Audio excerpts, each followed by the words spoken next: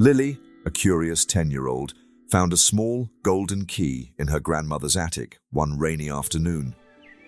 "Does it open something special?" she wondered aloud, holding it tightly as her imagination soared. Her grandmother smiled mysteriously and said, "Find the lock and you'll find the lesson."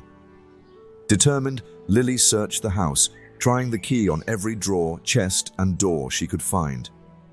Days passed, but the key seemed to fit nowhere. Frustration began to grow in her young heart. "Why give me a key if there's no lock?" Lily complained to her grandmother. Her grandmother handed her an old, dusty book titled "Unlock Your Potential" and said, "Try this." Lily reluctantly opened the book with the key, revealing a hidden compartment filled with beautiful handwritten notes. Each note held a life lesson. Patience reveals hidden treasures. Kindness opens hearts, and persistence unlocks success.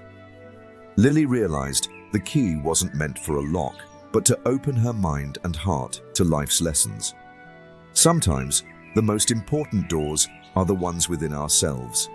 Patience and curiosity are the golden keys. Dear kids, this channel for educational purpose.